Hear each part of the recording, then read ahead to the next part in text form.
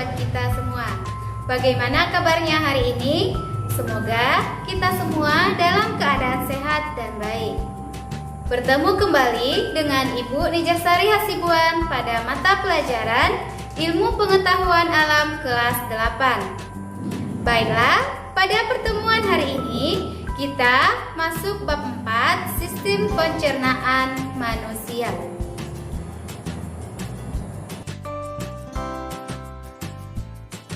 Baiklah anak-anak, sebelum kita melanjutkan pada pembelajaran hari ini, ada baiknya kita mengetahui kompetensi dasar yang akan dicapai pada materi ini, yaitu 3.5 menganalisis sistem pencernaan pada manusia dan memahami gangguan yang berhubungan dengan sistem pencernaan, serta upaya menjaga kesehatan sistem pencernaan. 4.5 menyajikan hasil penyelidikan tentang pencernaan mekanis dan kimiawi. Adapun tujuan pembelajaran kita hari ini: 1. Peserta didik dapat mengidentifikasi zat makanan yang dibutuhkan oleh tubuh.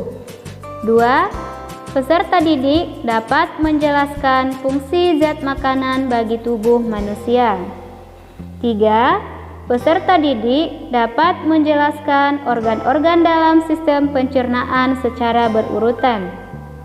4. Peserta didik dapat mengidentifikasi fungsi sistem pencernaan dengan tepat. Baiklah anak-anak, kita lanjutkan materi kita hari ini.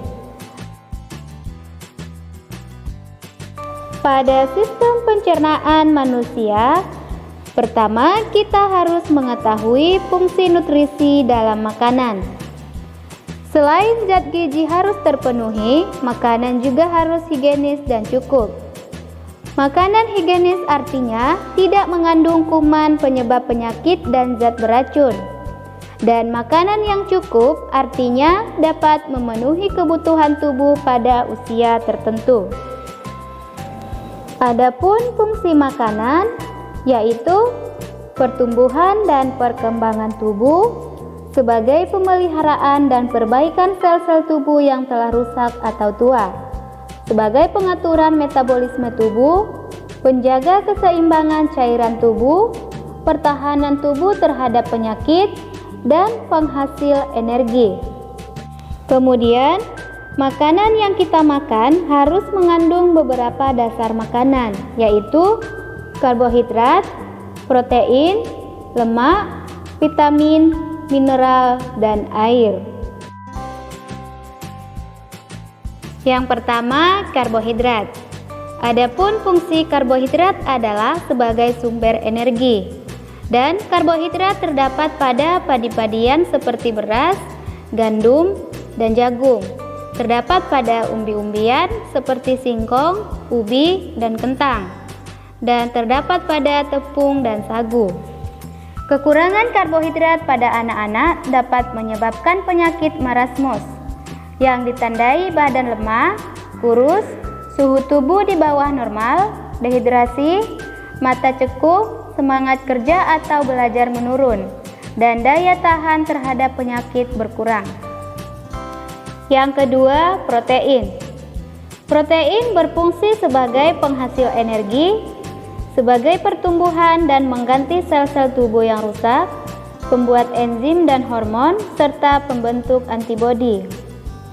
Protein yang kamu makan dapat berasal dari hewan atau protein hewani dan tumbuhan atau protein nabati. Bahan makanan yang mengandung protein hewani antara lain daging, ikan, telur, susu, dan keju. Sedangkan bahan makanan yang mengandung protein nabati adalah kacang kedelai, kacang hijau, dan kacang-kacangan lainnya. Kacang kedelai sebagai bahan baku tempe dan tahu merupakan salah satu sumber protein terbaik. Yang ketiga, lemak. Lemak berfungsi untuk menyediakan energi, melarutkan vitamin A, D, E, dan K, dan dapat menyediakan asam lemak esensial bagi tubuh manusia. Berdasarkan struktur kimianya, lemak dibedakan menjadi lemak tak jenuh dan lemak jenuh. Lemak tak jenuh biasanya cair pada suhu kamar, seperti minyak nabati dan lemak yang ditemukan dalam biji, merupakan contoh dari lemak tak jenuh. Sedangkan lemak jenuh biasanya padat pada suhu kamar dan ditemukan dalam daging, susu, keju, minyak kelapa, dan minyak kelapa sawit. Lemak jenuh dapat meningkatkan kolesterol darah yang dapat menyebabkan penyakit jantung dan stroke. Yang keempat, vitamin. Vitamin berfungsi untuk mengatur fungsi tubuh dan mencegah beberapa penyakit. Vitamin dikelompokkan menjadi dua, yaitu vitamin yang larut dalam air seperti vitamin B dan C. Yang kedua, vitamin yang larut dalam lemak seperti vitamin A, D, E, dan K. Perhatikan tabel di bawah ini. Jenis-jenis vitamin yang dilengkapi dengan manfaat dan bahan makanannya. Ada vitamin A, B, C, D, E, dan K. Yang kelima, mineral. Mineral berfungsi untuk proses pembangunan sel, membantu reaksi kimia tubuh, mengangkut oksigen ke seluruh tubuh, serta pembentukan dan pemeliharaan tulang. Perhatikan tabel di bawah ini, berbagai mineral yang dibutuhkan oleh tubuh yang dilengkapi dengan manfaat dan bahan makanannya. Ada kalsium, fosfor, kalium, natrium, besi, iodium, dan seng. Yang selanjutnya, air. Air mempunyai beberapa fungsi, yaitu untuk pembentuk sel dan cairan tubuh, mengatur suhu tubuh, melarutkan zat-zat gizi, membantu mencerna makanan, pelumas dan bantalan, media transportasi, serta media pengeluaran sisa metabolisme. Kemudian kita lanjutkan sistem pencernaan makanan manusia. Proses pencernaan makanan dibedakan menjadi pencernaan makanan secara mekanis, yaitu pencernaan yang dilakukan secara langsung oleh organ tertentu tanpa bantuan enzim, dan pencernaan secara kimiawi, yaitu pencernaan yang dilakukan dengan bantuan enzim. Organ-organ pencernaan makanan pada manusia secara berurutan yaitu mulut, kerongkongan, lambung, usus halus, usus besar, dan anus. Yang pertama, mulut. Di dalam mulut terdapat gigi, lidah, dan kelenjar pencernaan, yaitu kelenjar air liur.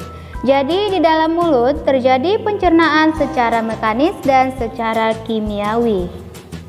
Gigi manusia terdiri dari gigi seri, gigi taring, dan gigi geraham. Gigi seri terletak di bagian depan, berbentuk seperti kapak. Gigi seri berfungsi untuk memotong makanan.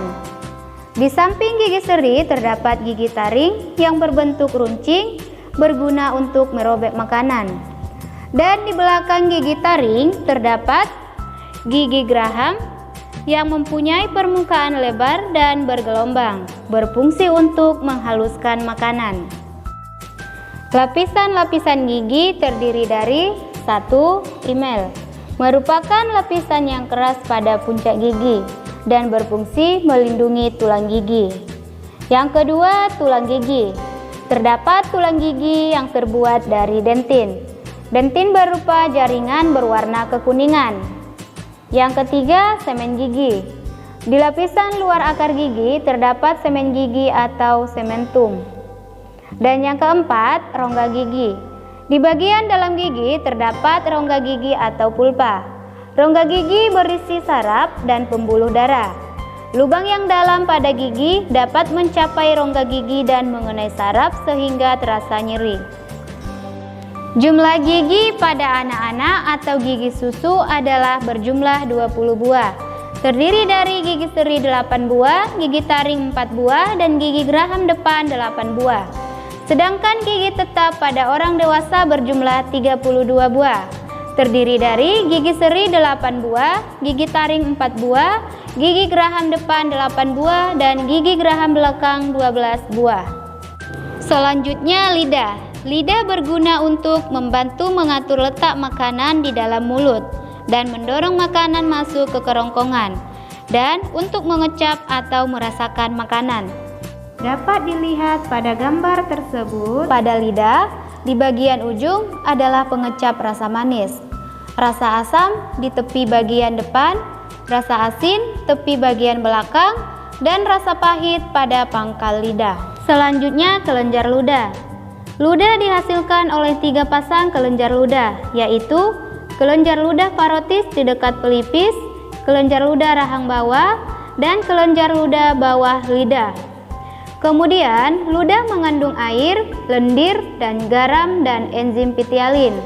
Enzim pitialin ini berfungsi mengubah amilum menjadi gula, yaitu maltosa dan glukosa, yang mana jika kalian mengunyah dan membiarkan nasi di dalam mulut, nasi yang mula-mula terasa tawar, beberapa saat kemudian akan terasa manis. Selanjutnya, setelah dari rongga mulut, makanan akan menuju ke kerongkongan, yang merupakan saluran antara rongga mulut dan lambung. Di dalam kerongkongan ini merupakan struktur otot, karena ada gerak yang akan meremas dan mendorong makanan yang disebut dengan gerakan peristaltik, yaitu mendorong bolus atau bolak-balik makanan dari rongga mulut menuju ke dalam lambung. Kemudian di dalam lambung ada 3 bagian, yaitu bagian atas atau kardia, bagian tengah atau pundus, dan bagian bawah atau pilorus. Pada lambung terdapat 2 otot lingkar, yaitu 1 otot lingkar kardia yang terletak di bagian atas dan berbatasan dengan bagian bawah kerongkongan, berfungsi untuk mencegah makanan dari lambung agar tidak kembali ke kerongkongan dan mulut. Yang kedua, otot lingkar pilorus terletak di bagian bawah dan berbatasan dengan usus 12 jari dan hanya terbuka jika makanan telah tercerna di lambung. Di dalam lambung terdapat getah lambung yang mengandung asam lambung yang berfungsi untuk membunuh kuman dan mengaktifkan enzim pepsinogen menjadi pepsin, yaitu yang dapat mengubah protein menjadi molekul yang lebih kecil, yaitu pepton. Pengeluaran asam lambung dapat dipicu oleh makanan pedas, makanan asam, atau kopi. Dan pengeluaran asam lambung yang terlalu banyak dapat menyebabkan perut mulas, mual, dan kembung. Kemudian, dari lambung makanan akan menuju ke usus halus. Usus halus dibagi menjadi 3 bagian, yaitu usus 12 jari atau duodenum, usus kosong atau jejunum, dan usus penyerapan atau ileum. Usus 12 jari mencerna makanan dengan bantuan getah pankreas dan getah empedu. Getah pankreas mengandung enzim amilase yang berfungsi mengubah zat tepung atau amilum menjadi zat gula atau glukosa. Kemudian enzim tripsin mengubah pepton menjadi asam amino. Dan enzim lipase mengubah lemak menjadi asam lemak dan gliserol. Getah empedu dihasilkan oleh hati. Kemudian getah empedu bekerja untuk mencerna atau menghancurkan lemak. Kemudian usus kosong. Pada usus kosong mencerna lebih lanjut makanan yang telah dicerna oleh usus 12 jari. Dan pada usus penyerapan, di seluruh permukaan dindingnya terdapat ujung pembuluh yang menyerap sari-sari makanan. Kemudian, sari-sari makanan diedarkan melalui aliran darah ke seluruh tubuh. Setelah itu, sisa makanan yang dicerna masih berlanjut ke usus besar, yang mana usus besar ini menyerap cairan vitamin dan mineral dari sisa-sisa makanan yang telah diserap oleh usus halus. Di dalam usus besar terdapat bakteri pembusuk yang namanya Escherichia coli, yang mana membusukkan sisa makanan menjadi kotoran, yang kemudian kotoran menjadi lunak dan mudah dikeluarkan. Dan organ terakhir yang bernama rektum adalah ujung muara dari usus besar. Ketika sampai di rektum, semua zat yang berguna telah diserap ke dalam darah. Sisanya berupa makanan yang tidak dapat dicerna, bakteri dan sel-sel mati dari saluran pencernaan. Dan campuran bahan-bahan tersebut dinamakan dengan feses. Dan tempat keluarnya feses dari dalam tubuh adalah melalui anus. Nah, itulah materi tentang sistem pencernaan pada manusia. Demikianlah pembelajaran kita hari ini. Semoga ilmunya bermanfaat bagi kita semua. Dan sampai jumpa pada video pembelajaran berikutnya. Wassalamualaikum warahmatullahi wabarakatuh.